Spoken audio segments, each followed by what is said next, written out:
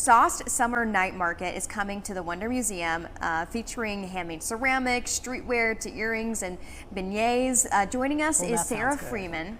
You are the person who knows all about this. Yes. Tell us what we can expect. Everything. Anything you want to spend money on, hopefully will be there. And all either like made locally or sold by local small businesses. So yeah, like you said, clothing, jewelry, soap, candles, food, drinks, like it's gonna be a great night out and hopefully people will spend money. Now let me ask you this, why the Wonder Museum? Why have it there? Yeah, so this will be our third summer at the Wonder Museum. We moved our event into there. We used to do these markets in the West Loop at House of Vans, which closed a few years ago. The West Loop had been so good to us for many years, wanted to try another space in that neighborhood. And you know, one of my biggest challenges as the owner of this business is finding space that are willing to give up a large footprint on a Friday and Saturday night, a night when they probably want to host a wedding or something, and bring in all these vendors. And the Wonder Museum, it just seemed like such a cohesive partnership because they are all about arts and experiences, and they have this beautiful, massive, empty second floor that we fill up with just 60 vendors, and it works great. That's what I was going to ask. How many vendors are we talking about? 60, that's a lot. How do you get them? How do you find them and pick them? Yeah, I mean, we're fortunate now that I've been doing this for 10 years, so the vendors come to me for the most part. We open up applications for our markets about 2 months ahead of time, and then the vendors apply, and I'll go through and try to pick like a really diverse selection of vendors, both in terms of like the different items you're going to see there, but also trying to represent minority-owned businesses. We also throw in a couple of vendors from out of state, just to make sure that it's the highest quality vendors are there, but also like a new selection, because like you said, Chicago is such a great market scene, but I think it's important to me to offer something a little bit different from what's out there. So something that's different is that you guys offer kind of interactive elements in the show. Tell us about that. What does that mean? Yeah, especially at this one, with Wonder Museum being such a hands-on space, we wanted to sort of replicate that upstairs. So we have, coming to this one, flame working, which is basically like mini glass blowing. They're gonna be making custom straws. You can like pick your own charm or design, and they'll like flame it onto the glass straw. We've got someone who's gonna be doing embroidery and custom hats. We've got permanent jewelry. We've got a couple people that will have charm bars, so you can make your own custom necklaces and bracelets and stuff. And yeah. I love that. Going on. Let me ask you this, you know, we oftentimes on the news, we talk about how small businesses, a lot of them still have not bounced back from COVID. How important is this space and to have this for small businesses? I will almost offer a slight counter narrative. I think we had a really great, at least on the market side of things, we had a really awesome bounce back after the pandemic because people were so excited to be able to get out and interact with these businesses again.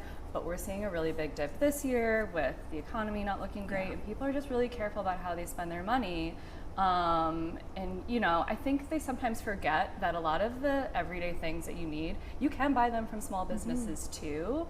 So I think that's why it is super important. These businesses are bring such a special part of the city and create these unique things, and also they're just artists, and you know, culture needs art. So in order to keep them around, in order to keep events like SAUCED around and the businesses that come into it, like the best thing you can do is just show up and spend whatever money you can, like do it smartly. I get it, it's hard, but it's totally worth it. Yeah. So Sarah, like you said, there's a lot of vendors who are probably, you know, lining up to try to get into the market. Have you had any success stories where maybe you took a chance on a vendor and said, hey, you know, you're new, but we're going to take you in, and it's really just made their dreams come true? Absolutely. I mean, I don't know about dreams come true. I hope so. I don't get to see sometimes the like aftermath. My window is so small within these markets. But I think what I will say is a lot of vendors will think that like, oh, I need to have, you know, 10,000, 20,000 Instagram followers. And no, absolutely not. I am looking, when I select the vendors, I'm looking at everything. I'm looking at your products, I'm looking at your brand, and you know, I've been doing this for 10 years. I think I can see sort of where someone has potential and a vision, and that's really what I look for, is like a clear brand vision. Like, you are specializing in this one thing and you're doing it with artistry, and those are the people I really like to invite to the market and hope that they stick around for future ones. I really appreciate that, because I think sometimes things are so based off of, okay, how many social media followers are you holding? And we'll pick you based off that. So thank you for looking at the whole picture. Yeah, I mean, there's also the flip side. Like, I am happy to reject people that do have a lot of followers, but if I feel the quality of the product is not there or the brand integrity is not there, like, that's not the type of vendor that I have at my market. You know, there's a big controversy now with like AI art coming into these spaces, and while there is a place for that, like, it's not going to be at SAUCED.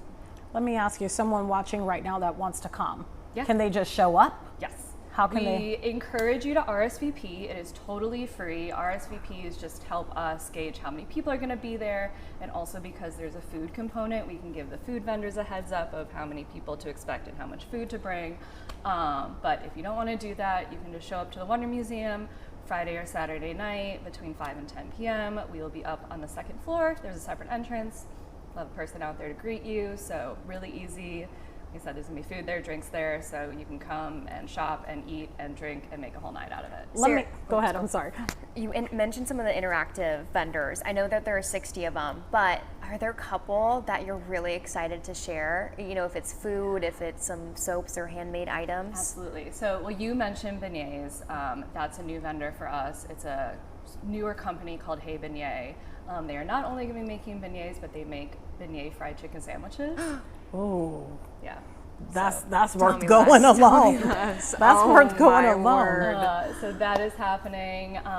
We also have, you may have heard of the local viral sensation that is crappy cake art. She Yes. makes Yes. fake cakes. She will be there, and she has her exhibition downstairs at the museum, so you can pop in the museum, see her cake wall, come upstairs, buy a fake cake. We have a new artist called Nicholas Holman, who I'm really excited about. I believe he's recently moved to Chicago, so he's sort of putting his roots down here. His art is so cool. He does these series of pictures that are like landscapes of Chicago, but they have like melted eggs on them. Ooh. Really funky. I don't know, there's a lot. There's a guy whose brand is called Rubber, and he just makes rubber duck art. I love it. Because why not? And then there's the more practical stuff. We've got some really great vintage vendors that are going to be there. Got to shout out Souvenir Regrets. She founded SAUCED with me and then left and came back as a vendor with her husband. Yeah, honestly, what I tell people, if they're like, should I come? What's going to be there? And I'm like, if you come to SAUCED and you cannot find something you want to buy, I didn't do my job. I'm like, you can have your money back, but it's free, so, you know.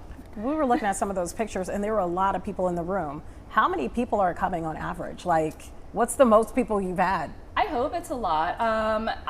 You know, an important thing for me is also to have a really comfortable shopping experience. So, you know, at our most popular events at Wonder Museum, there has been a line down the block for a little bit, but we're pretty quick to get people in. We usually get between 1,000 and 2,000 people a night, which is amazing. The more people, the better. But, you know, I think sometimes markets will really like cram vendors in there, and I try to leave it a little bit more spacious so you can walk around, interact with vendors. You don't feel too claustrophobic, because that's no fun for anyone. No, it isn't. Okay. Okay. Sarah, one more time. Where can they find the SAUCED Night Market, and where can they follow you for more information too? Yes, so it's at SAUCED Market on Instagram. SAUCEDmarket.com is our website. You know, Wonder Museum has a bunch of information on their site too, or you can just stop by, Friday and Saturday next weekend, August 15th and 16th.